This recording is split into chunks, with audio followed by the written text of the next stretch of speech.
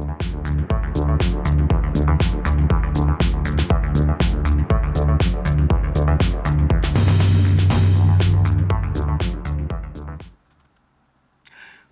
নয়, ক্ষমতাকে প্রশ্ন করাই গণমাধ্যমের কাজ। আমরা প্রশ্ন করতে চাই আপনার হয়ে, জানাতে চাই আপনি যা জানতে চান। শুরু করছি গ্লোবাল টেলিভিশনের নিয়মিত আয়োজন প্রশ্নগুলো সহজ। আমি নাজমুল আশরাফ। এই অনুষ্ঠানে আমরা চলমান নানা ঘটনার তথ্য বক্তব্য তুলে ধরি, অতিথিদের কাছে জানতে চাই সেসব তথ্য বক্তব্যের প্রতিক্রিয়া ও বিশ্লেষণ। আজ দৈনিক প্রথম আলোতে একটি বিশেষ প্রতিবেদন ছাপা হয়েছে, তার শিরোনাম হচ্ছে নির্বাচন নিয়ে নতুন করে সংশয়ে বিএনপি। এর হাইলাইটসে বলা হয়েছে লন্ডন বৈঠকের প্রতিফলন দেখছে না বিএনপি, উপরন্তু কিছু বিষয় নতুন করে সামনে আনাকে সন্দেহের চোখে দেখছে দলটি। বিএনপির অন্যতম সদস্য স্থায়ী কমিটির জনাব সালাউদ্দিন আহমেদ বলেছেন, যারা স্থানীয় নির্বাচন ও আনুপাতিক হারে নির্বাচনের দাবি তুলছে তাদের একটা উদ্দেশ্য থাকতে পারে, হয় নির্বাচন বিলম্বিত করা অথবা নির্বাচন না হওয়া। বিএনপি স্থায়ী কমিটির আরেক সদস্য জনাব মির্জা আব্বাস আজকে বলেছেন, একটি গোষ্ঠী নির্বাচনকে পিছিয়ে দিয়ে জাতির সর্বনাশ করতে চাচ্ছে। তিনি বলেছেন, এক একজন এক একটা দাবি তুলে নির্বাচনকে পিছিয়ে নির্বাচনের অবস্থা সর্বনাশ করে দিয়ে এ জাতির সর্বনাশ করতে চাইছে। আমাদের আজকের আলোচনার বিষয় নির্ধারণ করেছি নির্বাচন নিয়ে অনিশ্চয়তা কি বাড়ছে। এ নিয়ে আলোচনার জন্য আমরা স্টুডিওতে আমন্ত্রণ জানিয়েছি সাবেক সংসদ সদস্য ব্যারিস্টার রুমিন ফারহানা। রুমিন আপা, আপনাকে স্বাগত জানাচ্ছি, এবং সাবেক সচিব জনাব আবু আলম মোহাম্মদ শহীদ খান। শহীদ ভাই, আপনাকেও স্বাগত জানাচ্ছি। রুমিন আপা, লন্ডন বৈঠকের পর যথেষ্ট আস্থা লক্ষ্য করে গেছে আপনাদের দলের বিভিন্ন পর্যায়ের নেতাদের কথায়, আচরণে, সিদ্ধান্তে, কার্যকলাপে। সেই আস্থাটা কি কমে যাচ্ছে? নানান রকমের তৎপরতার কথা আমি দুজন নেতাকে উদ্ধৃত করে বলছিলাম। যদি অনিশ্চিত হয়ে থাকে নির্বাচন, অনিশ্চয়তা বাড়তে থাকে, তাহলে লন্ডন বৈঠকের সুফল কি হারাতে যাচ্ছেন আপনারা? আপনাকে অসংখ্য ধন্যবাদ। নিঃসন্দেহে লন্ডনের বৈঠকটির পর সারা দেশের মানুষের মধ্যে একটা স্বস্তি এসেছিল এবং মোটামুটি মানুষ ধারণা করে নিয়েছিল যে আগামী রমজানের আগেই বাংলাদেশে একটি নির্বাচন হতে যাচ্ছে। বাট এর পরে কিন্তু প্রায় 1 মাস পার হয়েছে, অলমোস্ট পুরোপুরি 1 মাস না হলেও বেশ কিছুদিন পার হয়েছে। এর মধ্যে সিইসির সঙ্গে চিফ অ্যাডভাইজার অত্যন্ত মানে 1-to-1 একটা বৈঠক হয়েছে বেশ লম্বা সময়, কিন্তু সেখান থেকে কি বার্তা এলো সেটা কিন্তু আমরা কেউ জানতে পারলাম না। সেই মিটিংয়ে কি আলোচনা হলো, সেই মিটিংয়ে কোনো সিদ্ধান্ত হলো কিনা, আগামী নির্বাচন নিয়ে কোনো দিক নির্দেশনা দেয়া হলো কিনা সেই মিটিংয়ে, এগুলো কিছুই আমাদের কানে আসলো না।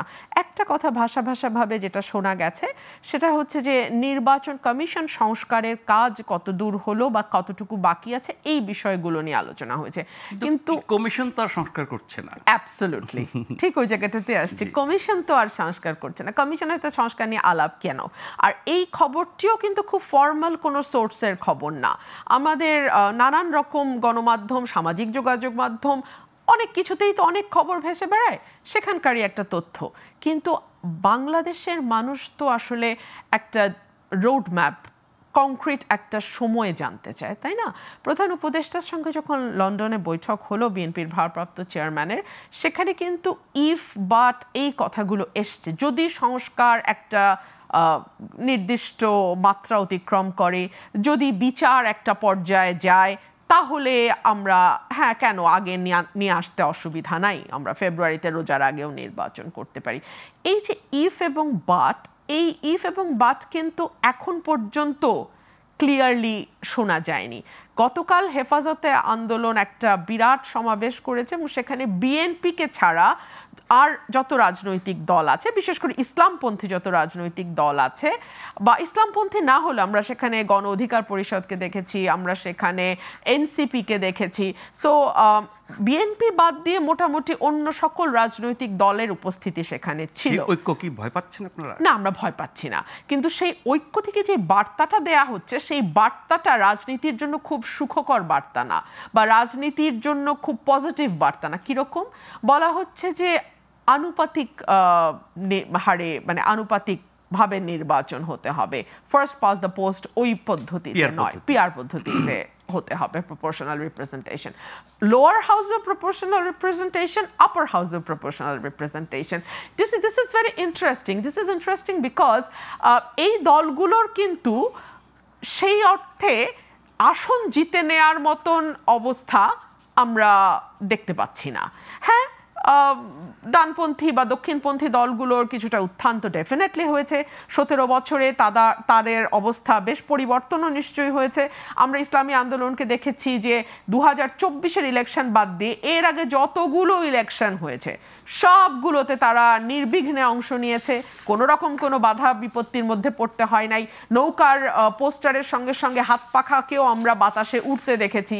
সো সেই দিক থেকে দেখতে গেলে হাসিনার আমলে খুব খারাপও ছিল না, তাই না? এবং সেই সঙ্গে এখন তাদেরকে তো আর ফ্যাসিবাদের দোষর বলা হয় না, না তাদেরকে বলা হয় না। লাকিলি 2024-এর ইলেকশনটা তারা করে না, বিকজ তাদের একজন প্রার্থী ফিজিক্যালি খুবই খারাপভাবে আক্রান্ত হওয়ার পরে 24-এর ইলেকশনটা তারা বর্জন করে। তো তারা ফ্যাসিবাদের দোষর নয়, কিন্তু তারা যেই পার্টিগুলোর সঙ্গে অ্যালায়েন্স করতে চাইছে তারা সমানুপাতিক নির্বাচনের কথা বলছে, তারা পিআর পদ্ধতির স্থানীয় সরকার নির্বাচনের কথা, আগে স্থানীয় সরকার নির্বাচনের কথা বলছে। সো এই কথাগুলো যখন ভোট রাজনীতির মাঠে আসে, অটোমেটিক্যালি বিএনপি অনেক ছাড় দেওয়ার পরেও বিএনপির সকল বিষয়ে তাদের সঙ্গে একমত হয়ে যাবে এটা তো আশা করা যায়। কিন্তু দাবিগুলো তো তাদের পুরনো। এই দাবিগুলো তাদের কতটা পুরনো আপনি আমাকে বলেন? এই দাবিগুলোর কথা উঠেছে, কিন্তু বিএনপি যেমন 10 বছর প্রধানমন্ত্রীর একটা ছাড় দিয়েছে বিএনপি, কিন্তু বিএনপি বলেছে আমরা এনসিসি মানতে কোনোভাবেই রাজি না। সো নেগোসিয়েশনে কি হয়, আপনি কিছু ছাড়বেন, আরেক পক্ষ কিছু ছাড়বে, আরেকটা পক্ষ কিছু ছাড়বে। যেহেতু এখানে অনেকগুলো রাজনৈতিক দল আছে এবং ডেফিনেটলি সকল রাজনৈতিক দলের বক্তব্য, সকল রাজনৈতিক দলের চিন্তা একরকম হবে না, এবং প্রত্যেকটি রাজনৈতিক দল তার স্বার্থ দেখে আসলে কথাগুলো বলবে। যেই দলটি দীর্ঘ সময় আগে রাষ্ট্র পরিচালনার দায়িত্বে ছিল, যেই দলটি আজকে নির্বাচন হলে কালকে ক্ষমতায় যাবে, সেই দলের সঙ্গে আরেকটি দল যে হয়তো জীবনে কোনো আসনই তেমনভাবে জিততে পারে নাই এবং আগামীতে নির্বাচন হলেও তাদের একটা বা দুটো আসন হয়তো বা তারা পেলেও পেতে পারে, সেই দলগুলোর মানে চিন্তা ভাবনা, না আমি দলগুলো মানে তারা আলাদা আলাদা ভাবে, তো তাদের চিন্তা ভাবনার সঙ্গে বিএনপির চিন্তা ভাবনা নাও মিলতে পারে। আবার ধরুন যে দলটি দুদিন আগে তৈরি হয়েছে, আগে ছিলই না দলটির অস্তিত্ব, তার তো এখন নিবন্ধন পাওয়া, মার্কা পাওয়া, প্রতীক পাওয়া, নির্বাচন গোছানো, নেতাকর্মীদেরকে গোছানো, সমর্থকদের কাছ থেকে ভোট নিয়ে ভোটটাকে তার বাক্সে ভরা, অর্থাৎ একটা প্রক্রিয়া, হ্যাঁ, যেটার সঙ্গে তারা পূর্বে পরিচিত নয়।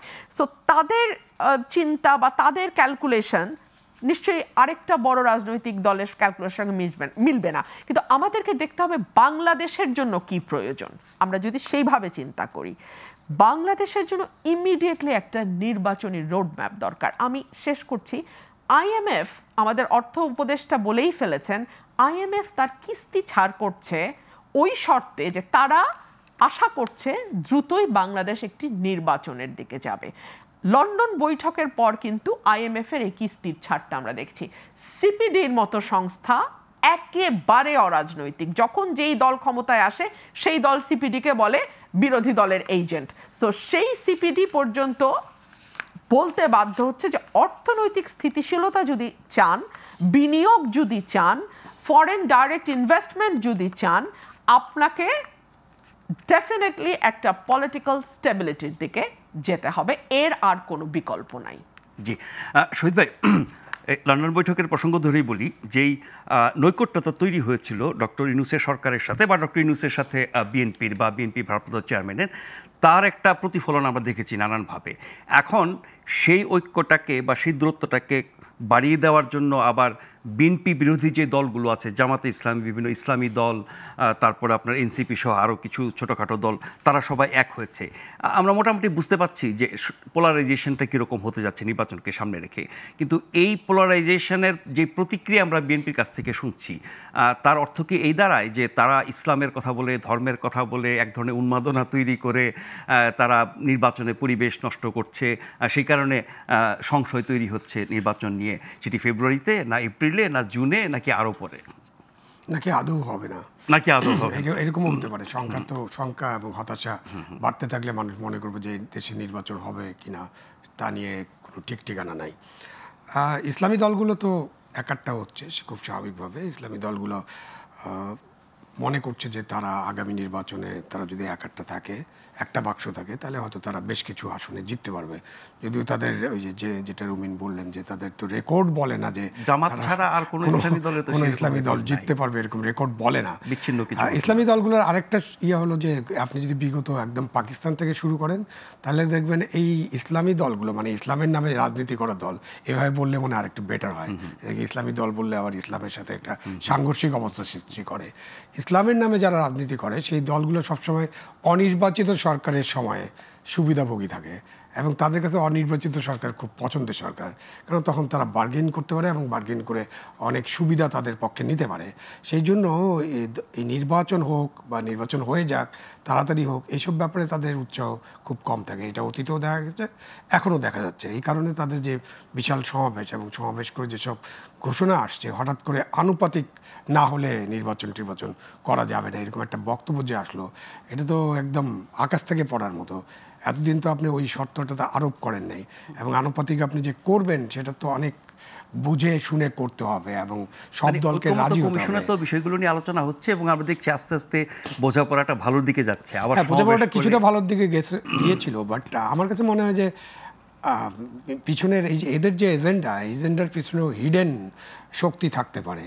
শুধুমাত্র ইসলামী দলগুলো সমাবেশ করছে, এই ধরনের বক্তৃতা দিচ্ছে, এরকমটা আমি মনে করছি না। আমি অত সাদামাটা চোখে দেখতে চাই না। যারা ক্ষমতায় দীর্ঘায়িত করতে চায় তারা হতে পারে, যারা সংস্কারের নামে দেশে একটা অরাজক পরিস্থিতি সৃষ্টি করতে পারে তারা হতে পারে। কেন আপনি হঠাৎ করে আপনি কীভাবে আনুপাতিক করবেন? আনুপাতিক খারাপ বা ভালো এইটা নিয়ে আলোচনা হতে পারে। হ্যাঁ, অনেক দেশের জন্য ভালো।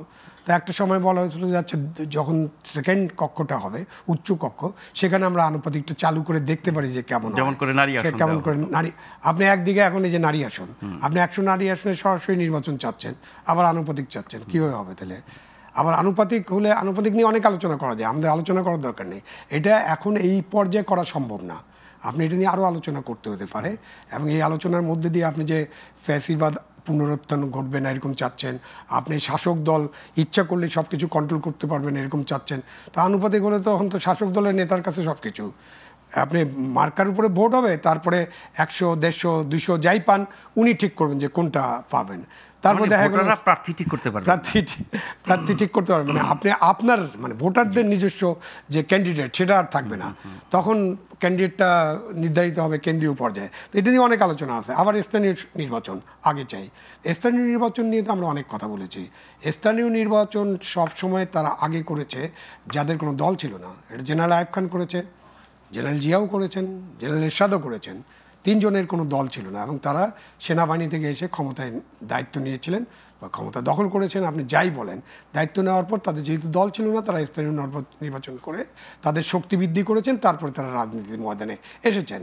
তো এই কারণে স্থানীয় নির্বাচন আগে করা নিয়ে তো অবশ্যই বিএনপি এখন একটা পপুলার ভোটে নির্বাচিত দল। 91-এ কিন্তু পপুলার ভোটে এসে নির্বাচন করে বেগম খালেদা জিয়া প্রধানমন্ত্রী হয়েছিলেন। তখন যে তকমা দিবেন ক্যান্টনমেন্টে জন্ম নেওয়া দল, ওইটাও কিংস পার্টি ছিল, ওইটা তো আপনি এখন দিতে পারছেন না। তো এখন আপনি আসেন স্থানীয়, তাহলে স্থানীয় সরকার নির্বাচন হলে কার লাভ হবে? লাভ হবে যে নতুন পার্টি করতে চাচ্ছে, যাদের শক্তি কম, তারা হয়তো স্থানীয় নির্বাচনের একটা ফলাফলের মধ্যে দিয়ে তাদের একটা শক্তিমত্তা প্রদর্শন করতে চেষ্টা করবেন। এর মাঝখানে কিন্তু একটা নতুন জিনিস আসছে, সেটাও আলোচনা হচ্ছে, ইলেকট্রাল কলেজ বোধহয় আসছে। স্থানীয় নির্বাচন করে আপনি মানে পুরাই যে 60 বছর 70 বছর আমরা যে বেসিক ডেমোক্রেসির বিরুদ্ধে আন্দোলন করে এক ব্যক্তি এক ভোটের ভিত্তিতে পার্লামেন্ট নির্বাচনে গেলাম এবং এটা আদায় করলাম, এই যে একটা সামরিক সরকার IOBIR সরকারের কাছ থেকে, সেইটাই এখন আপনি আবার নিয়ে যাচ্ছেন সেই 80,000 বেসিক ডেমোক্রেসি এবং তার মাধ্যমে আবার আপনার প্রেসিডেন্ট নির্বাচন করতে হবে। তা আপনি এখন এখন যে সব বিষয় নিয়ে আলোচনা হচ্ছে, দাবি হচ্ছে এবং ঐকমত্য কমিশন যে বিষয়গুলো তুলে ধরতেছেন, এগুলো তো এখন এই মুহূর্তে আমার মনে হয় না এগুলোকে সলভ করা যাবে। এটা সলভ করার জায়গায় নেই। সুতরাং যতটুকু আপনি সলভ করতে পেরেছেন, যেমন 70 অনুচ্ছেদের ব্যাপারে একমত হয়েছেন, আপনি প্রেসিডেন্টের এই প্রধানমন্ত্রীর যে মেয়াদ সেটার ব্যাপারে একমত হয়েছেন, আপনি আরও কিছু বিষয় আছে যেগুলো নিয়ে আপনি একমত হতে পারেন, সেই বিষয়গুলো নিয়ে আলোচনা করে ঐকমত্য হওয়ার পরে দেশে একটা নির্বাচন হচ্ছে একটা সমাধান এবং নির্বাচনটা হলো পৃথিবীর সবার জন্য সমাধান। কেন পৃথিবীর গণতান্ত্রিক রাষ্ট্রগুলো এবং আমাদের যারা বন্ধু দেশ আছে বা আমাদের সাথে যাদের সহযোগী রাষ্ট্রগুলো আছে, এবং এই যে IMF-এর কথা হলো, IMF, world bank, European union, JICA বা যে কোনো আপনি ধরেন যারা পার্টনার, আমাদের ডেভেলপমেন্ট পার্টনার যাদেরকে বলি, তাদের কিন্তু একটা শর্ত হচ্ছে দেশে একটা নির্বাচিত সরকার থাকতে হবে। এবং ইউনূস সাহেব তো নির্বাচিত সরকার নয়, এটা একটা অনির্বাচিত সরকার, এবং একটা অভ্যুত্থানের পরবর্তীকালে এরকম একটা সরকার গঠনের প্রয়োজন থেকে সরকারটা গঠিত হয়েছে। সুতরাং এখন আমাদেরকে অবশ্যই লন্ডন বৈঠকে যদি এরকম আলোচনা, যদিও অনেক ইফ বাট আছে, শর্ত আছে, এইসব স্টেটমেন্ট দিয়ে তো খুব একটা মানে মনে হয় না যে এই স্টেটমেন্টটা একেবারে কনক্লুসিভ স্টেটমেন্ট না, যৌথ ঘোষণা যেটা দেওয়া হয়েছে। তারপরেও কিন্তু বিএনপি মনে করেছে আচ্ছা ঠিক আছে, ডিসেম্বরের জায়গায় ফেব্রুয়ারিতে নির্বাচন, তাহলে ওটা তো ছাড় দেওয়া। বিএনপি তো প্রথমে ডিসেম্বরের মধ্যেই নির্বাচন চেয়েছিল এবং তাদের নেতা তারেক জিয়াও সেটাই বলেছিলেন। ইউনূস সাহেব তো তার সাথে দেখা করলেন এবং তারপরে এই ফেব্রুয়ারির প্রথমার্ধে মানে রমজানের আগে একটা নির্বাচনের টাইম নিয়ে একটা কথা হলো, এটা বাজারে আসলো এবং মানুষ কিন্তু স্বস্তি পেয়েছিল। এবং ওই দিক দিয়ে আপনি বিবেচনা করেন যে লন্ডনের তারেক জিয়া যদি ইউনূস সাহেবের সাথে দেখা নাও করতে পারতেন, কেন দেখা করবেন? ওটা না হলে ইউনূস সাহেবের যে লন্ডন সফর, এটার কি অবস্থা হতো? এটা তো বড় একটা প্রশ্নবোধক চিহ্নিত হতো, কারণ উনি ওখানে প্রধানমন্ত্রীর সাথে দেখা করতে পারলেন না। উনি যে কারণে গেলেন সেই কারণটা অত গুরুত্বপূর্ণ কারণ ছিল না, এবং যে জিনিসটা নিলেন সার্টিফিকেটটা, সেটাও তো কেমন সফরের যেটুকু সুফল সেটা পুরাটাই হলো লন্ডনের তারেক জিয়ার সাথে বৈঠক, এটাই হলো ওই সফরের মূল জিনিস। তো এখন ফিরে আসার পরে নিশ্চয়ই উনি ওনার উপদেষ্টা পরিষদ, এবং আমরা তো এখন ভাইস চেয়ারম্যানের নেতৃত্বে এটা দেখছি, তাই না, যে আলোচনা হচ্ছে, কিন্তু উনি এটা চেয়ারপারসন তো উনি, সুতরাং দায়িত্ব তো ফাইনালি উনাকেই নিতে হবে। কমিশনের চেয়ারপারসন হিসেবে না, তিনি প্রধান উপদেষ্টা হিসেবে, প্রধান উপদেষ্টা এবং ঐক্যমত্য কমিশনেরও কিছু খোলাসা করে জাতিকে বলেন নাই। না, খোলাসা তো কখনোই বলেননি, খোলাসা হচ্ছে না, খোলাসা হবে না হয়তো। সেই জন্য বললাম নির্বাচন কি আদৌ হবে, এরকম প্রশ্ন হয়তো কদিন পরে মানুষ করা শুরু করবে। বাট বাংলাদেশের জন্য একটা নির্বাচন, এবং ভালো নির্বাচন, যেটা থ্রেশহোল্ড আছে 90%, 95% পর্যন্ত যেতে পারেন, 100% হবে না, সেরকম একটা ভালো নির্বাচন জনগণ যখন ফিল করবে যে তারা যাকে ভোট দিতে চেয়েছিল, যাদেরকে তারা ভোট দিয়েছে, সেই প্রার্থী বিজয় পেয়েছেন এবং তাদের ভোটটা ঠিকভাবে কাউন্ট করা হয়েছে। শহীদ ভাই, লন্ডন সফরের আগে বিএনপির সাথে সরকারের একরকম কি বলবো উত্তেজনাকর পরিস্থিতি বা বিরোধপূর্ণ পরিস্থিতি তৈরি হতে যাচ্ছিল বলে অনেকেরই আশঙ্কা ছিল। লন্ডন সফরের পরে সেটি স্তিমিত হয়ে গেছে এবং বিএনপিও স্বস্তিতে, মানুষ স্বস্তিতে, নির্বাচনের ব্যাপারে আশাবাদ তৈরি হয়েছে। কিন্তু এর যেহেতু ফলো আপ হচ্ছে না, সুফল আমরা দেখছি না, উল্টো পরিস্থিতি এমন হচ্ছে, তাতে করে মনে হচ্ছে যে সেই প্রত্যাশাটি আস্তে আস্তে বিলীন হয়ে যাচ্ছে। তার মানে এখানে কি কৌশলে ডক্টর ইউনূস জিতে গেলেন? না, আপনি যদি ওইভাবে আলোচনা করতে চান, এটা আরও একটু সময় অপেক্ষা করতে হবে। হ্যাঁ, অবশ্যই এটা মানে লন্ডন বৈঠকে যদি কারো লাভ হয়ে থাকে, মানে ওইভাবে যদি হিসাব করেন, চুলচেরা বিশ্লেষণ করলে অবশ্যই ডক্টর ইউনূস লাভবান হয়েছেন। কারণ আমি একটু আগেই তো বললাম যে লন্ডন সফরটাই পুরোপুরি পানি হয়ে যেত, মানে পানির মতো হয়ে যেত যদি তারেক জিয়া বা তারেক রহমান সাহেব যদি ডক্টর ইউনূসের সাথে দেখা নাও করতে পারতেন। এবং বৈঠক বা যৌথ বিবৃতি না হলে পরে ডিসেম্বরের নির্বাচনের দাবিতে বিএনপির যে শক্ত কঠোর অবস্থান ছিল, তাতে করে সরকারই তো বেকায়দায় পড়তো। হ্যাঁ, অবশ্যই বেকায়দায় পড়তো। সেদিক থেকে ডক্টর ইউনূস অবশ্যই লাভবান হয়েছেন, সেটাই আমি বলছি যে লাভবানটাকে ডাই ডাউন করলেন, আবার এদিকে লাভবান হয়েছেন। বাট দেখেন, রাজনৈতিক যখন আলাপ আলোচনা বা রাজনৈতিক সংগ্রাম, তো এটা উপরে উঠে আবার নিচে নামে, উপরে উঠে আবার নিচে নামে। এটা মনে করার কোনো কারণ নেই যে ডক্টর ইউনূসের সাথে বৈঠকের পরে বিএনপি আপাত ইয়েতে মেনে নিয়েছে, ঠিক আছে, আমরা যদি ডিসেম্বরের পরিবর্তে ফেব্রুয়ারিতে নির্বাচন পাই, ঠিক আছে, ওয়েল অ্যান্ড গুড। কিন্তু এখন যে সমস্ত বাধা সৃষ্টি করা হচ্ছে এবং এগুলো যদি খোলাসা না হয়, এগুলোর ব্যাপারে যদি আমরা ঐক্যমত্যে পৌঁছতে না পারি, সরকার বলে আমরা করছি না, বিভিন্ন দল করছে। ও না, সেটা বললেই তো হবে না। ওই জন্য বললাম তো, হিডেন কারা আছে, বিভিন্ন দল করছে, বিভিন্ন দলের কি শক্তি আছে, তাদের কে চিনে, তাদের ভোট কতটা আছে, নতুন দল কি আছে, তাদের রেজিস্ট্রেশনই পায়নি। আপনি যদি ওই কথা বলেন, প্রত্যেকটা দল নিয়ে কথা বলা যাবে, এবং আরও 150টা না 60টা দল নাকি নিবন্ধনের দরকার করছে। এবং প্রথম আলোতে অনেক সুন্দর সুন্দর নিউজ ছাপা হয়েছে, তার মধ্যে একটা দল আছে বর এবং বধূ পার্টি, একটা মানে তাদের কি শোয়ার ঘরে পার্টির অফিস, একটা বিছানা আছে, তাই না? তো এই দল অমুক দল করলো, তমুক দল করলো, এটা তো বলে লাভ নেই। আমাদেরকে জনসমর্থন কাদের আছে, এবং জনসমর্থন নিয়ে খুব মজা। যে আপনি এখন মনেই করেন না যে আগের নির্বাচনের জনসমর্থন কোনো সমর্থন।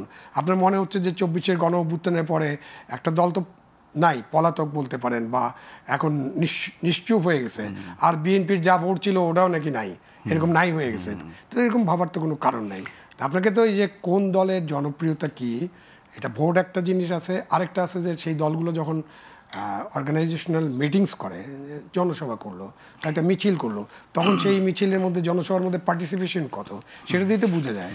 এখন ইসলামী দলগুলোর যে পার্টিসিপেশন তার চেয়ে অনেক বড় সমাবেশ কিন্তু বিএনপি করতে পারে এবং অলরেডি করেছেও, সুতরাং ওটা দিয়েও তো একটা প্রমাণক আছে।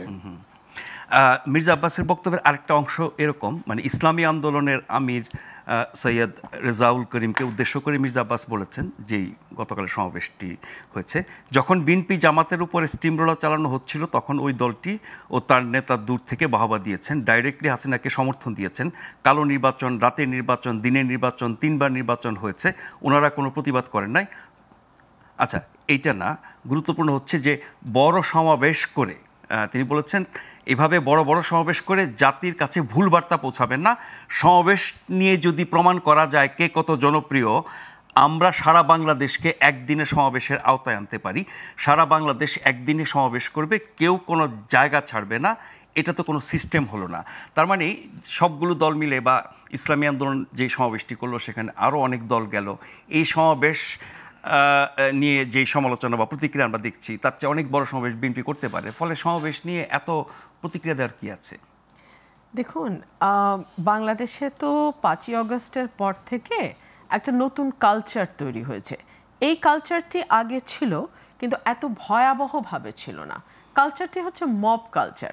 আপনার পেশি শক্তি কতটুকু, আপনার লোক কতজন আসে, আপনি একটা হাঁক দিলে কতজন লোককে আপনি একত্র করতে পারেন, সেই রকম হাঁক ডাক দিয়ে আপনি যে কোনো অন্যায্য, অন্যায় এবং অবৈধ কাজকে আপনি অবলীলায় করতে পারবেন।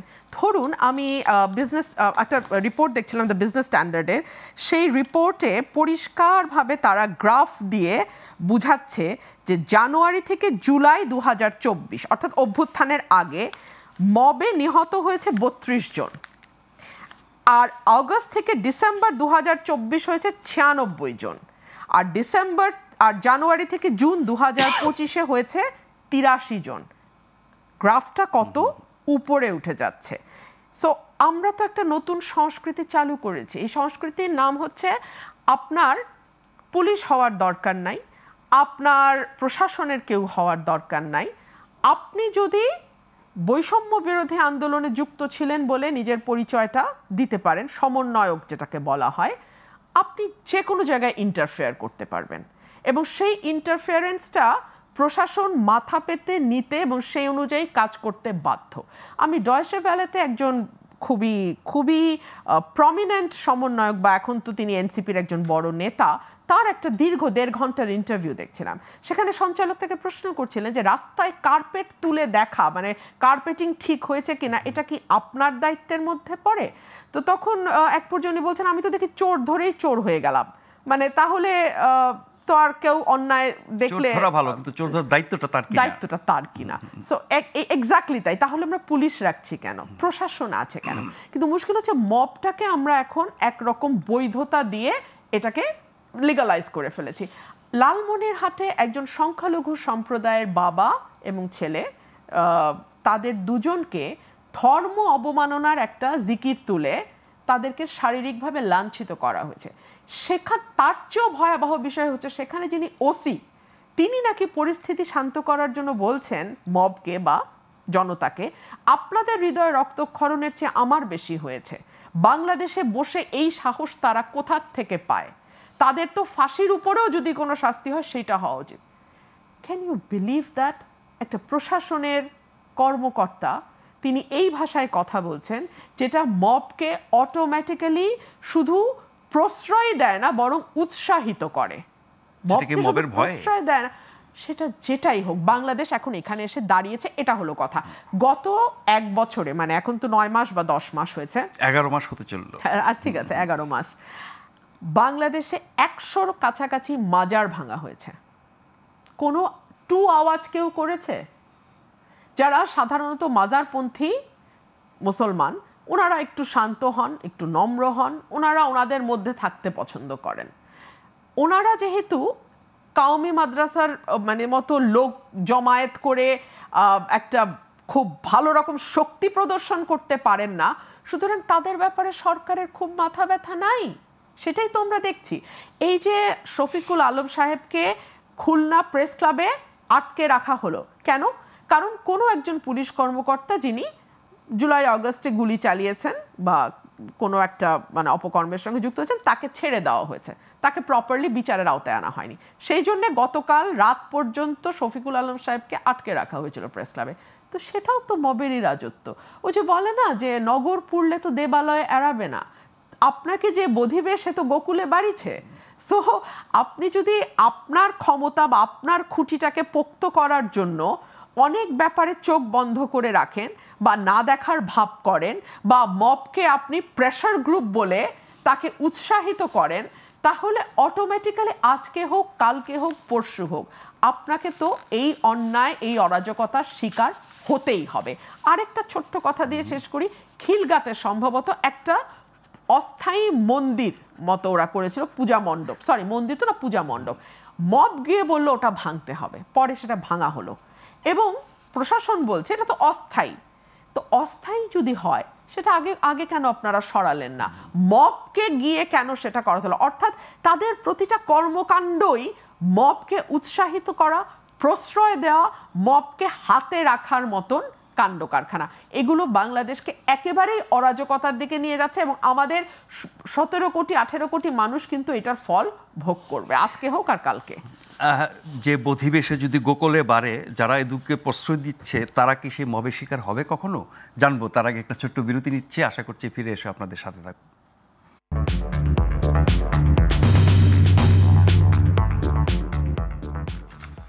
ধন্যবাদ আমাদের সঙ্গে থাকবার জন্য। আমরা আলোচনা করছি জাতীয় নির্বাচন অর্থাৎ জাতীয় সংসদ নির্বাচন নিয়ে অনিশ্চয়তা বাড়ছে কিনা, নানান ঘটনায় নানান দলের নানান প্রতিক্রিয়া এমনটা আবারও সামনে এসেছে। মাঝখানে যদিও নির্বাচনের ব্যাপারে কিছুটা আশাবাদ জেগেছিল, বিশেষ করে ডক্টর মোহাম্মদ ইউনূসের সাথে বিএনপির ভারপ্রাপ্ত চেয়ারম্যান জনাব তারেক রহমানের ওই বৈঠকের পরে, এবং সেই ইতিবাচকতা আমরা বিএনপির কথা এবং কাজে দেখেছি। এখন আবার বিএনপির মধ্যে কিছুটা সংশয়, উদ্বেগ আবার নতুন করে দেখা দিচ্ছে। আমাদের সাথে আছেন ব্যারিস্টার রুমিন ফারহানা, সাবেক সংসদ সদস্য এবং সাবেক সচিব জনাব আবু আলম মোহাম্মদ শহীদ খান। শহীদ ভাই, এই যে গতকালের সমাবেশটি নিয়েই তো আমরা কথা বলছি, তার ক্রিয়া প্রতিক্রিয়া আজকেও চলছে। রাজনীতিতে ধর্মের ব্যবহার নিয়ে আমরা অনেক কথা শুনেছি এবং বলেছি। বিএনপি, আওয়ামী লীগ, জাতীয় পার্টির বিরুদ্ধেও একই অভিযোগ। মূলত জামাতে ইসলামী বা এই ধরনের কিছু দলগুলো ধর্ম নিয়ে রাজনীতি করে, কিন্তু বড় দলগুলো কম যায় না। একসময় বিএনপি বেশি করতো, আওয়ামী লীগ আবার বিএনপি টাক্কা দিতে গিয়ে তার চেয়েও বেশি করে ফেলেছে। তো এখন এই অভ্যুত্থানের পরে যে ধরনের রাজনীতি এবং যে ধরনের উত্থান, যেসব শক্তির আমরা দেখছি, রাজনীতিতে ধর্মের ব্যবহার কি আগের চেয়ে বেড়েছে? বাড়লে পরে গণতন্ত্রের জন্য এটা কতটা হুমকি? না, আমার মনে হয় ডেফিনেটলি বেড়েছে। কেন আপনি তো ওই যে তোমারে বদিবে যে অকালে বাড়িছে, যে গোকুলে বাড়িছে সে, তো সেখানে তো বিএনপি বলেন, আওয়ামী লীগ বলেন বা যে কেউ যখন ধর্মভিত্তিক রাজনৈতিক দল বা ধর্মকে তারাও মনে করছেন আঁকড়ে ধরলেন এবং ভাবলেন যে এই কিছু মসজিদ বানাই ফেলি বা কিছু মাদ্রাসা বানাতে থাকে বা তাদের ডিগ্রিকে সমপর্যায়ের ডিগ্রি করে দেয়, কওমি জননী হয়ে যায়, অনেক কিছু করছেন না তারা তখন চিন্তা করছেন তাদেরকে হয়তো নিউট্রালাইজ করার জন্য এটা করেছেন। বাট সেটা তো লাভ হয়নি, এটা বোঝা যাচ্ছে। সেটা বিএনপির জন্য লাভ হয়নি, আওয়ামী লীগের জন্য তো হয়নি। তো এই কারণে এখন তারা আবার এই অভ্যুত্থানের পরে, অভ্যুত্থানের মধ্যে যেহেতু তারা ক্রিয়াশীল ছিল, তারা এখন নতুনভাবে তাদের নিজেদের শক্তি বেড়েছে এরকম তারা মনে করতে পারে না, এবং বাড়েনি এরকম বলা যাবে না, নিশ্চয়ই বেড়েছে। তো আমরা দেখবো এটা কীভাবে দেখবো, শুধু সমাবেশ করে দেখলে তো হবে না। আমাদের এটা যে নির্বাচন হবে সামনে, যদি হয় সেই নির্বাচনে তাদেরকে কত সংখ্যক মানুষ পছন্দ করে। আমি এমনিতে আমার কাছে মনে হয় যে জামাতে ইসলামী যে দলটা ইসলাম নিয়েই রাজনীতি করে এবং দলটার নামই তো জামাতে ইসলামী, এবং তাদের তো কোরআন সুন্নাহর আইন করবে তারা, আবার কিছু কিছু দল আছে যারা খিলাফত কায়েম করবে। তো এই ইসলামী দলটার তো পাকিস্তানের রাজনীতিতে একসময় ক্ষমতায় যাওয়ার কথা ছিল, কারণ পাকিস্তান একটা ইসলামিক প্রজাতন্ত্র ছিল। তো তারা তো কখনো সেখানে যায়নি। সেখানে তাদের যে অবস্থা, দুর্বল অবস্থা, বাংলাদেশে একই অবস্থা। একাকী নির্বাচন করলে 3টা না 4টা আসন পায়। যখন বিএনপি তাদেরকে ছাড় দেয় তখন তারা একটা ডাবল ফিগারে পৌঁছার মতো অবস্থা হয়। তো এইটা থেকে খুব বেশি পরিবর্তন হয়েছে বলে আমার মনে হয় না, কিন্তু তাদের বেড়েছে, কর্মী সংখ্যা বেড়েছে, তাদের কিছু কাজ বেড়েছে এবং কাজটা দেখা যায়। তাদের কাছে অর্থবিত্ত বেড়েছে, তাদের যে দল চালানোর মতো। যেমন এই যে ইসলামী যে জলসাটা হলো, বা ইসলামী যে তারা যে ইসলামী আন্দোলন যে সভাটা করলো, সেই সভার ব্যাপারে ইসলামী আন্দোলনের একজন নেতার সাথে কথা বলছিলাম যে এটা আপনারা কিভাবে অর্গানাইজ করেন, এত লোক আসবে এটা আসবে। তো তিনি যেটা আমাকে বললেন যে তাদের এটার বাজেট ছিল 3 কোটি টাকা। তো 3 কোটি টাকা, ওই 3 কোটি বলে নেই, তারা আমাকে যেটা বললেন যে তাদের এখান থেকে নাকি 50 লক্ষ টাকা উপার্জন হবে কেন্দ্রীয় কমিটির। তা আমি বললাম যে কীভাবে হবে? তখন উনি বললেন যে তারা যে 1/3 তারা নিজের টাকা আসবে, নিজের টাকায় খাবে, বাস ভাড়াও নিজেরা দেবে, এবং 1/3 টাকা আবার ইয়াকে দেবে, কেন্দ্রকে দেবে, সেখান থেকে তাদের 50 লক্ষ। সো 1/3 পর আমি গুনটুন করে দেখলাম এবং অন্যান্য হিসাব করে দেখলাম যে 3 কোটি 4 কোটি টাকার বাজেট নিয়ে তারা কাজ করে, এবং তারা সেটা অর্জন করেছে। সেটা আমার কাছে মনে হচ্ছে যে তাদের কাছে এখন অর্থ, বিত্ত, ব্যবসা এগুলো তারা বেড়েছে, এবং এগুলোতে তারা মনোনিবেশ করেছিল। যে সময়টায় তাদের উপরে রাজনৈতিক ছিল, কর্তৃত্ববাদ ছিল, বা রাজনীতিতে তাদেরকে থামিয়ে রাখার চেষ্টা করা হয়েছিল, সেই সময়টা তারা কিন্তু অনেক ব্যবসা বাণিজ্যে গেছে। এবং এটা আমরা জানি তো কী কী ব্যবসা বাণিজ্য আছে। ব্যাংকের দিকে তাকান, ব্যাংক সেক্টরে, আপনি পরিবহন সেক্টরে, আপনি হসপিটাল সেক্টরে, আপনি শিক্ষা সেক্টরে, ইভেন কি যে আপনার থাকে না যে মেট্রিক পরীক্ষা দেওয়ার পরে এসএসসি বা এইচএসসি পরীক্ষা দেওয়ার পরে কোচিং সেন্টার হয়, অধিকাংশ কোচিং সেন্টার কারা চালে এটা তো আমরা জানি। সো ওই অর্থে তাদের কিছুটা বেড়েছে। আর তারা যে একেবারে ক্ষমতায় যাওয়ার মতো ভোট পাবে বা তাদের জনপ্রিয়তা ওই জায়গায় যে তারা একটা বড় বিরোধী দল হতে পারবে, সেটা আমার মনে হয় না। এটা আমার ব্যক্তিগত ধারণা। জি, মিস্টার রুবিন ফারহানা, বিএনপি সুনির্বাচন হলে ক্ষমতায় যাবে, আসন অনেক পাবে, ব্রুট মেজরিটি হয়ে যেতে পারে, এরকম ধারণা সবাই করছেন কম আর বেশি। কিন্তু ভালো গণতন্ত্রের চর্চা করতে হলে একটা ভালো শক্তিশালী বিরোধী দল দরকার। যারা বিএনপির বিপক্ষে আছেন তারা সব মিলে কি একটা শক্তিশালী বিরোধী দল হতে পারে? যদি না হতে পারে, সেখানে বিএনপি কীভাবে অবদান রাখতে পারে? এটা সামনের সময়টা নিঃসন্দেহে চ্যালেঞ্জিং এবং কঠিন একটা সময়। এটা আমাদের এখন থেকেই বিষয়টি মানে নিজের মধ্যে বোঝা ধারণ করা এবং পরিকল্পনা করার একটি বিষয় আছে। আমি ইকোনমিস্টের রিপোর্ট দেখছিলাম, সেখানে কিন্তু বলা হয়েছে যে একটি বড় রাজনৈতিক দলকে নির্বাচনের বাইরে রেখে নির্বাচন করাটা গণতন্ত্রের জন্য খুব স্বাস্থ্যকর নয়। এবং বিবিসির যে সাক্ষাৎকারটি আপনারা দেখেছেন ডক্টর মোহাম্মদ ইউনূসের, সেখানেও কিন্তু ওনাকে বারংবার বেশ কঠিন প্রশ্নের মধ্যে দিয়ে যেতে হচ্ছে। সুতরাং ইন্টারন্যাশনাল মিডিয়ার যে একটা প্রচ্ছন্ন এক ধরনের মানে হি ইজ আওয়ার সান, হ্যাঁ, এই ধরনের একটা অ্যাটিটিউড ছিল যে হি ইজ আওয়ার সান, ওই জায়গাটা থেকে বোধহয় বিবিসি বা এই ধরনের গণমাধ্যমগুলো বেশ অনেকটাই বের হয়েছে। বিশেষ করে লাস্টলি ইকোনমিস্টের যে রিপোর্ট এসছে, সেটাতে এটা পুরাই খুব স্পষ্ট। তাহলে পশ্চিমা এই চাপে কি আওয়ামী লীগের নির্বাচনে অংশ নেয়ার ব্যাপারে সরকারের অবস্থান বদলাতে পারে? দেখুন, সরকারের সত্যিকার অর্থে খুঁটির জোরটা কি? বাংলাদেশের রাজনৈতিক দলগুলো, এনসিপি বাদ দিয়ে অন্য রাজনৈতিক দলগুলো প্রত্যেকেরই কিন্তু সরকারের নানান কর্মকাণ্ড নিয়ে কিছুটা অস্বস্তির জায়গায় আছে। আমি যদি অন্য দলগুলোকে বাদও দিই, the largest political party on ground BNP, এবং বিএনপির সঙ্গে যেই রাজনৈতিক দলগুলো দীর্ঘদিন আন্দোলন সংগ্রামে ছিল, তাদেরও কিন্তু ডক্টর মোহাম্মদ ইউনূসের ব্যাপারে এক ধরনের রিজার্ভেশন আছে, মানে ওনার কর্মকাণ্ডের কারণেই। সাধারণ মানুষ কিন্তু একেবারেই হ্যাপি না। আপনি নিশ্চয়ই একদমই আমজনতার সঙ্গে আপনার কথা বলতে হয়, চলতে হয়। আপনি তাদের সঙ্গে কথা বললেই বুঝবেন, বা তারাও অনেক সময় আপনাকে নিজে থেকেই বলে যে কবে নির্বাচন হবে, আমরা একটা স্থির অবস্থা দেখতে চাই, একটা স্থিতিশীলতা চাই সর্বত্র। হ্যাঁ, সো এই জায়গা থেকে আপনি দেখুন যে এই প্রশ্নটি ইকোনমিস্ট আজকে তুলছে, এই প্রশ্নটি কিন্তু শুরুতেই বিএনপি বলেছিল যে কোনো দলকে কাগজে কলমে নিষিদ্ধ করা বা কর্মকাণ্ড নিষিদ্ধ করা এই বিষয়গুলোর সঙ্গে বিএনপি একমত নয়। বিএনপি মনে করে যে যেই দলটি, বিএনপি বিশেষ করে যেই দলটির হাত দিয়ে বাংলাদেশে বহুদলীয় গণতন্ত্র এসছে, ডেফিনেটলি সেই দল মনে করে যে মানুষই প্রত্যাখ্যান করবে। এই যে একটু আগে ভাই বলছিলেন যে আমাদের জামায়াতে ইসলাম, সে তো পাকিস্তানেই অবস্থা ভালো করতে পারে নাই, সেখানে বাংলাদেশে সে কি করে অবস্থা ভালো করবে? সো বাংলাদেশের মানুষ কিন্তু জানে যে কাকে ভোট দিতে হবে, কাকে কোন দলের পাশে থাকতে হবে, কোন দলের সমর্থন করতে হবে, এটা কিন্তু বাংলাদেশের মানুষ খুব ভালো বুঝে।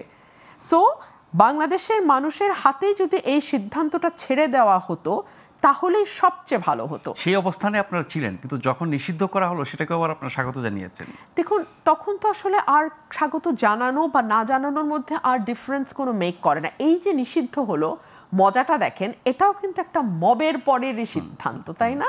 হাসনাত আব্দুল্লাহ তার দলবল নিয়ে যখন গিয়ে যমুনা ঘেরাও করলেন এবং সেই দলবলের সঙ্গে ইসলামিক ফোর্সগুলো গিয়ে যুক্ত হলো, কারণ মানে এনসিপি তো আসলে 5-7 জনের বাইরে আর কিছু হওয়ার নাই। বরং এখন এমন অবস্থা যে একজন আরেকজনের অর্থনৈতিক এবং নৈতিক স্খলন নিয়ে ওপেন ডিসকাশন, ওপেন সংবাদ সম্মেলন, ওপেন সব কিছু হচ্ছে। হ্যাঁ, সো ওনাদের তো 8 জন বা 10 জনের বাইরে তো আর কারাই বা আছে। সো ইসলামিক ফোর্সকে আনা হলো, এনে এমন একটা অবস্থা তৈরি করা হলো যাতে সরকার তার যেই মনের ইচ্ছা সেটিকে সে বাস্তবায়ন করতে পারে।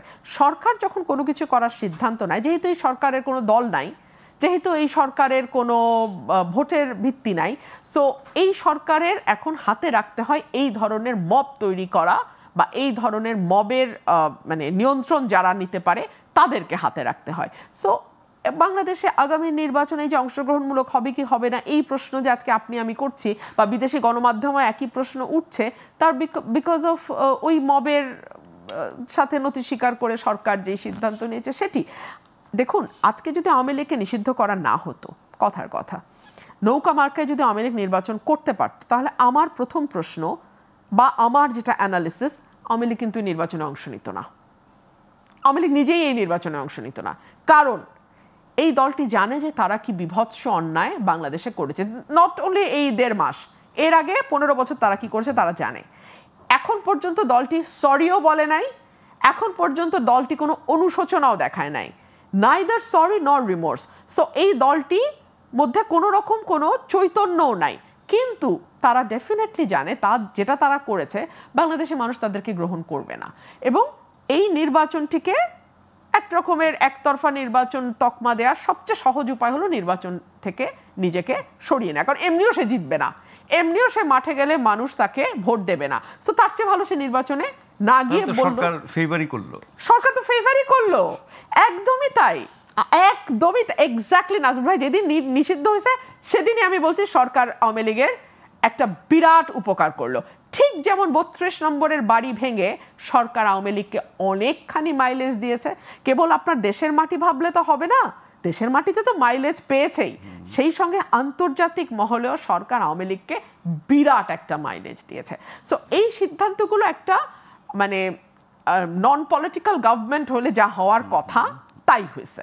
তো আবার ধরেন যদি তারা মনে করতো যে তারা স্বতন্ত্র প্রার্থী দেবে আওয়ামী লীগ, এখন তো সেই সুযোগ এখনো কিন্তু আছে, আওয়ামী লীগ চাইলে স্বতন্ত্র দিতে পারে, অন্য দলে ঢুকেও প্রার্থী হতে পারে, অন্য দল বাদই দিলাম, স্বতন্ত্রই।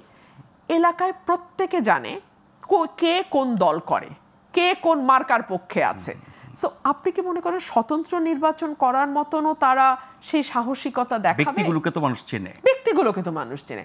সো ওই পথে কিন্তু আওয়ামী লীগ এমনিও যেত না। এখন যেটা হলো, আওয়ামী লীগকে আরো অনেকখানি মাইলেজ দেওয়া হলো, আওয়ামী লীগকে এই মানে কর্মকাণ্ড নিষিদ্ধ করে দিয়ে। তার মানে দুই দিকই রক্ষা করা হলো, যারা নিষিদ্ধ চায় মব তৈরি করে তারাও খুশি, আবার আওয়ামী লীগও খুশি। আরেকটা ছোট্ট বিরতি নিয়ে ফিরে আসছি, আশা করছি এবারও আপনাদেরকে সাথে পাবো।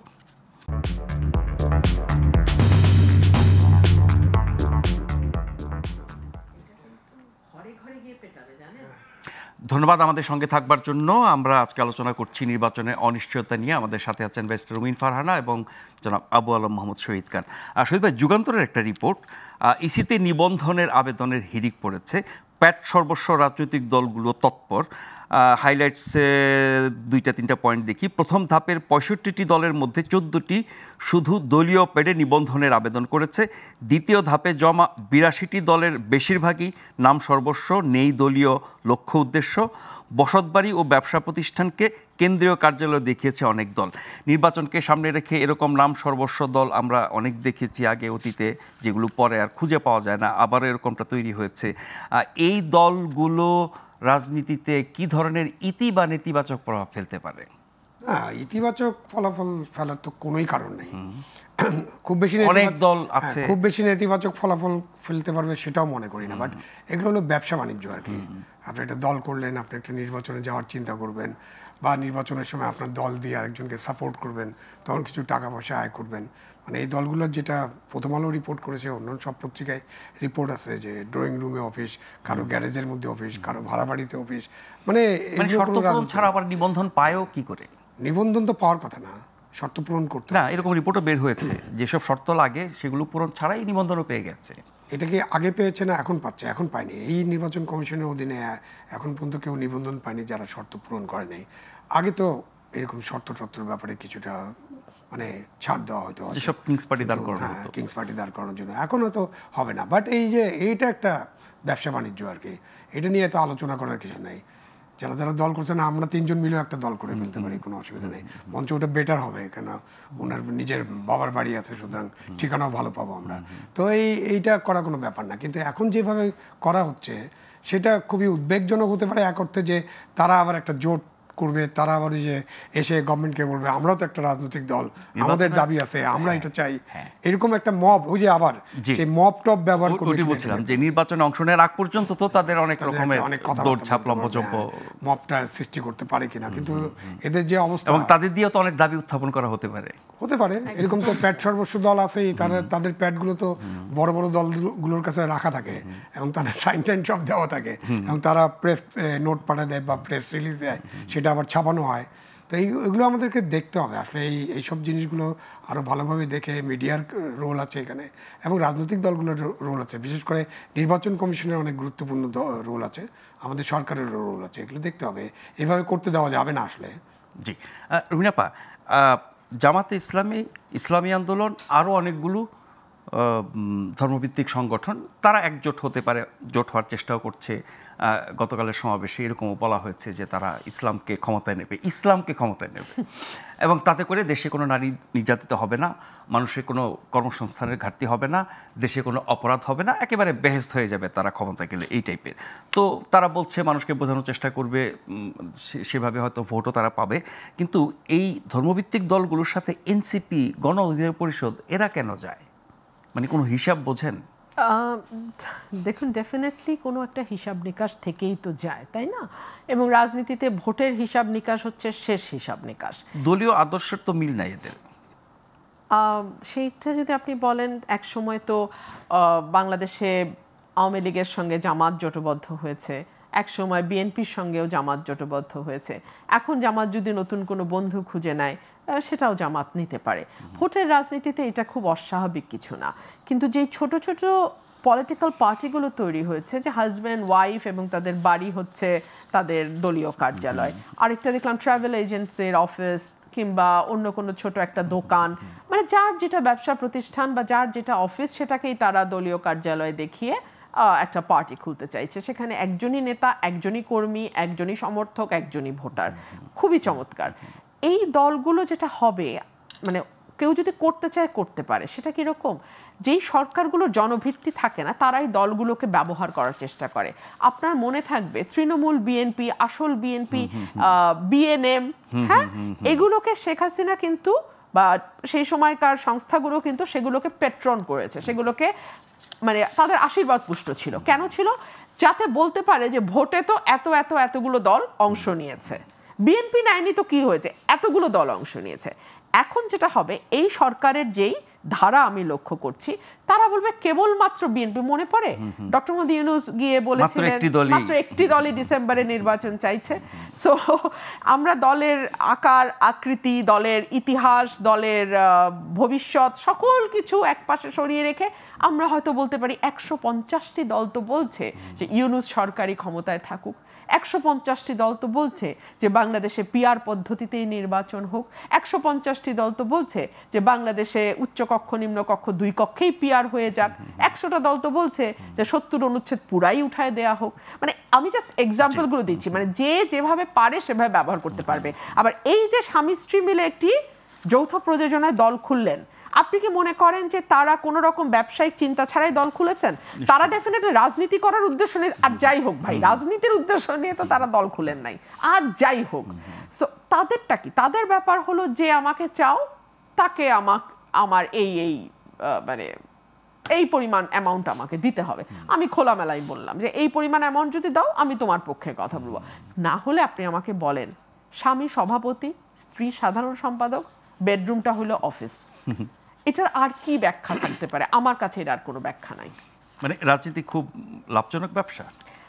রাজনীতি তো বাংলাদেশে গত 45-45 বছরে বা বাংলাদেশের জন্মের পর থেকেই ধরা যায় একটা বিরাট ব্যবসায় পরিণত হয়েছে। বিশেষ করে 80-র দশকের পর থেকে তো এটা একটা বিশাল বড় ব্যবসা। মানে আপনি খালি হাতে আসবেন এবং আপনি কয়েকশো কোটি টাকার মালিক যদি না হতে পারেন, আপনি ব্যর্থ রাজনীতিবিদ। আমি একদম বাংলাদেশের রাজনীতিকে আমার বাবার আমলটাও আমি দেখেছি, বাবার আমলের শেষ দিক অবশ্য, কিন্তু বাবার বই আমার পড়া, সেই পাকিস্তান আমল আমার জানা আমার বাবার সূত্রে। সেই সময়কার রাজনীতিবিদদের ত্যাগ, সততা, সেটাও আমি শুনেছি।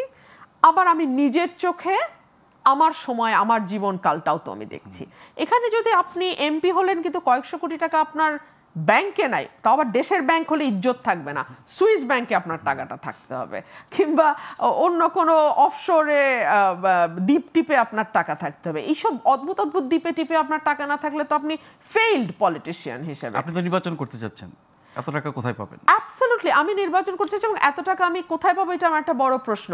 ধরুন মানুষ কিন্তু বা কর্মীরা কিন্তু সৎ মানুষকে পছন্দ করে, এটা নেতারা কতটুকু বোঝে না বোঝে আমি জানি না। আমি আপনাকে বলি, আপনি যদি আমার, যেহেতু প্রত্যেকটা মিডিয়ায় কভার করে এবং আপনি সরাসরি মিডিয়ার সঙ্গে যুক্ত, আপনি জানবেন আমি কিন্তু অলমোস্ট 15 দিন পর পরই আমি বড় বড় জনসভা করি। এই জনসভাগুলো কোথা থেকে করি? আমি আমার লিগ্যাল প্র্যাকটিসের পয়সা আছে, ডেফিনেটলি আছে, আমার পারিবারিক সূত্রে ইনকাম আছে, কিন্তু যে পরিমাণ টাকা লাগে সেটা এগুলো দিয়ে সম্ভব না। আমার নেতাকর্মীরা আমার মিটিংগুলো করে এবং মানুষ ঢল নেমে যায়। আপনি আমার এই শুক্র শনিবার আমি 2টো জনসভা করেছি 2টো ইউনিয়নে। আপনি ওই 2টো জনসভা ভিডিওতে আছে, প্রত্যেকটা গণমাধ্যমে গেছে। আপনি মানুষের ঢল যদি দেখেন, অবিশ্বাস্য। এবং আমার 5 টাকার চাও আমার কাউকে খাওয়াতে হয়নি, কারণ তারা জানে যে তাদের এই নেতা 5ই অগস্টের পর কোনো বালুর ব্যবসা করে নাই, কোনো মাটি কাটার ব্যবসার সঙ্গে জড়ায় নাই, কোনো মামলা বাণিজ্য করে নাই, কারো জমি দখল করে নাই, কারো বাড়িতে গিয়ে মব নিয়ে ঢুকে লুটপাট করে নাই। সুতরাং এবং এই নেতার কাছে তদবির বাণিজ্যের নামে কোনো একজন উপদেষ্টা বলতে পারবে আমি জীবনে কোনোদিন সচিবালয়ে গেছি? আমি চ্যালেঞ্জ করে গেলাম আজকে।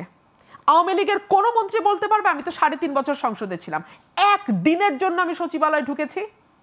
আমি ঢুকি নাই। কেউ বলতে পারবে আমি কাউকে টেলিফোন করে তদবির করেছি? করি নাই। সো আমার কর্মীরা, আমার সমর্থকরা সবাই তো আর আমার কর্মী না, আমার ভোটার, আমার সমর্থক, যারা জাস্ট ভোটের দিন গিয়ে ভোটটা দেবে। আর রুমিন আপা কি বলে সেটা শুনতে আসে। মানে হেডলাইনগুলো এরকম হয়েছে যে রুমিনের জনসভায় জনতার ঢল। এই ঢল আপনি টাকা দিয়ে আনতে পারবেন না ভাই। নিশ্চয়ই সেই ঢলের কারণে আপনি জিতেও যাবেন, কিন্তু আপনার কর্মী সমর্থকদের মধ্যে কেউ কি নাই যারা এই যে নানান অপকর্ম? আমি এই গ্যারান্টি দিতে পারবো না। কেউ কেউ করছে, ডেফিনেটলি কেউ কেউ করছে, কিন্তু সেটা আমার পর্যন্ত যখন আসে আমি ব্যবস্থা নেওয়ার চেষ্টা করি, কিন্তু আমার পর্যন্ত তো আসতে হবে। কারণ আরেকটা কথা আমি বলি নাজমুল ভাই, যখন নেতৃত্ব যে দিচ্ছে সে ঠিক থাকে তখন কিন্তু হ্যাঁ কিছু বিচ্ছিন্ন ঘটনা হয়, কিন্তু সেটা ম্যাস লেভেলে ছড়ায় যেতে পারে না। একেবারে কাদার মতন ছড়িয়ে যাওয়া যেটা বলে, নেতা যদি ঠিক থাকে কর্মীরা ওটা করতে পারে না। আর নেতার যদি ঘাপলা থাকে কর্মী করবে, কারণ নেতার যে ঘাপলা আছে এটা নেতার চেয়ে বেশি কর্মী জানে। আপনার এলাকায় কি মবের কোনো সমস্যা আছে? না, আমি ফেস করিনি। না। চাঁদাবাজি, দখলবাজি? হ্যাঁ আছে আছে। আছে, থাকবে আর না মাঝে কেন? মাঝে বা আমার লড়াই, মাঝে মাঝে গোষ্ঠীতে লড়াই হয়। গোষ্ঠীতে লড়াই হয়। আমার এলাকা তো বাংলাদেশের বাইরে না, আছে, নিশ্চয়ই আছে। এবং সেজন্যই আমি বলবো এটা প্রশাসনের দায়িত্ব। প্রশাসন কি করে?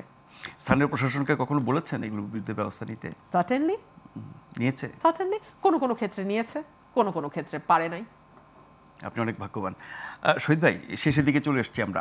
এবারে নির্বাচন যখনই হোক, টাকার প্রভাব কি আগের মতোই থাকবে, না বাড়বে, না কমবে, কি মনে হয় ধারণা থেকে? নির্বাচনে তো টাকার একটা প্রভাব থাকবে, কেন টাকা পয়সা এখন ইম্পর্টেন্ট। নাকি মবের প্রভাব বেশি থাকবে? নির্বাচন আসলে মবের প্রভাব বেশি থাকবে বলে আমার মনে হয় না। কেউ ভয় পেতে পারেন, কারণ তখন তো নির্বাচনের সময় তো যারা মোটামুটি বড় দল বা ক্রিয়াশীল দল আছে তাদের লোকজন মাঠে থাকবে, তো ওখানে আপনি মবের লোক খুঁজে পাবেন না আসলে। তখন মব ভয় পেয়ে যাবে নির্বাচনে, যে মানুষের যে আগ্রহ, না, যারা তাদের যে ক্যাম্পেইন জিততে চাইবে, জেতার সম্ভাবনা আছে, তারা মব প্রশ্রয় দেবে না। যারা পরিস্থিতি তৈরি করতে চাইবে, নষ্ট করতে চাইবে, না, সেটা তো করার চেষ্টা করতেই পারে, এরকম চেষ্টা হতেই পারে। সেটার জন্যই তো রাজনৈতিক দলগুলোকে প্রস্তুত থাকতে হবে। এবং যেটা আমরা একটু আগে আলোচনা করছিলাম, যে একটা ইনক্লুসিভ নির্বাচন হলে অনেকগুলো প্রশ্নের সম্মুখীন হবে না নির্বাচনটা। এবং উনি ঠিকই বলেছেন যে হয়তো আওয়ামী লীগ এই নির্বাচন আসতোই না, তাদেরকে তো এখন সুযোগ করে দিল যে নিষিদ্ধ, আমরা যেতে পারলাম না আপনাদের কাছে, গেলে কিন্তু অনেক কিছু করতে পারতাম, তাই না? তো এটা একটা সুযোগ থাকলো। আর প্লাস হলো, আমার মনে হয় না মব তো দেখছি, মবটা কিন্তু মূলত শহর কেন্দ্রিক মব এখন পর্যন্ত যা দেখছি, রাজধানী কেন্দ্রিক এবং শহর কেন্দ্রিক। শহরের বাইরে কিন্তু মবের তেমন কোনো অবস্থান নাই। তো বাংলাদেশটা কিন্তু একটা বড় গ্রাম, এবং আমাদের লক্ষ লক্ষ কোটি কোটি মানুষ কিন্তু গ্রামেই বসবাস করে। এখনও শহরে ধরেন 40% লোক বসবাস করে। আর শহরের সুবিধা হলো যে একটা ছোট্ট জায়গায় আপনি হঠাৎ করে 20-50 মব তৈরি করতে পারেন। তো এইটা আস্তে আস্তে কমে যাবে। এই জন্য যখনই রাজনৈতিক দলগুলো মাঠে থাকবে এবং রাজনৈতিক কর্মীদেরকে যখন তারা ঠিকমতো নিয়ন্ত্রণ করতে পারবে, এবং বিএনপির এটা একটা বড় কাজ, উনি যেহেতু আছেন সেই জন্য বলছি, বিএনপির এখন বড় কাজ হচ্ছে তাদের সংগঠনটাকে সেইভাবে গড়ে তোলা, যেটা উনি ওনার এলাকায় গড়ে তুলেছেন। বা 300 আসনের একটা আসনে গড়ে তুললে তো হবে না, তাদের 300 জায়গায় এই কাজটা করতে হবে। তারা যদি এটা করতে পারেন, তাহলে অবশ্যই মবের মূল্যক থেকে আমরা বেরিয়ে আসতে পারবো। এখন যে মবের মূল্যক চলছে, এ ব্যাপারে আমার কোনো সন্দেহ নেই, মানুষও তাই মনে করে। এই মবের মূল্যক থেকে রাজনৈতিক দলগুলোকে, বিশেষত বিএনপি যেহেতু বড় দল, তাদেরকে দায়িত্ব নিয়ে বের করে আনতে হবে। জি, শেষ প্রশ্ন ছোট করে যদি বলেন, লন্ডন বৈঠকের যে কোনো ফলো আপ হলো না, আপনার দলের দিক থেকে কি সরকারের সাথে এই ব্যাপারে কোনো যোগাযোগ হয়েছে? এটা একেবারে নীতি নির্ধারণী মহল জানবেন, এই ব্যাপারে আমার জানা নাই। তবে প্রতিদিনই কিন্তু আমরা ঐক্যমত কমিশনের একটা বৈঠক দেখতে পাচ্ছি ডক্টর আলী রিয়াজের নেতৃত্বে।